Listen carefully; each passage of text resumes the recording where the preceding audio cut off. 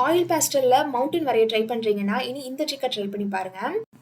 பொதுவாக ஒரு ஸ்பேஸை வந்து கலர் பண்ணுறப்போ ஒரே ஒரு கலர் யூஸ் பண்ணுறதுக்கு பதிலாக, ஃபார் எக்ஸாம்பிள் இந்த ஸ்கைக்கு வந்து நீங்கள் ஒரே ஒரு ப்ளூ கலர் யூஸ் பண்ணி கலர் பண்ணிங்கன்னா அதை வந்து பிளெண்ட் பண்ணுறதுக்கு வந்து ரொம்ப சிரமமாக இருக்கும்.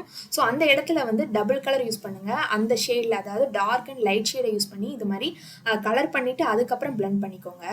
இப்போ வந்து அதுக்கு சென்டரில் வந்து நான் மவுண்டன் வரைஞ்சிருக்கேன். அதுக்கு வந்து நான் ட்ரையாங்கிள் ஷேப்பில் ப்ரௌன் கலர் யூஸ் பண்ணி கலர் பண்ணிவிட்டு அது வந்து பேட்சாக தெரிஞ்சனால திருப்பியும் ஒயிட் கலரை யூஸ் பண்ணி அது கூட நம்ம கலர் பண்ணுறப்ப நம்ம கலர்ஸ் ரொம்ப ஈஸியாக பிளெண்ட் ஆகிடும். இப்போ மவுண்டனுக்கு இன்னும் கொஞ்சம் டீட்டெயில்ஸ் கொடுத்தா நல்லா இருக்குங்கிறதுக்காக நான் வந்து ஒயிட் கலர் அக்ரிலிக் பெயிண்ட் இல்லாட்டி போஸ்டர் கலர், உங்கள்கிட்ட எந்த கலர் இருந்தாலும் பரவாயில்ல, அதை யூஸ் பண்ணி சென்டரில் மட்டும் இது மாதிரி சின்ன சின்ன லைன்ஸ் வரைஞ்சிக்கோங்க.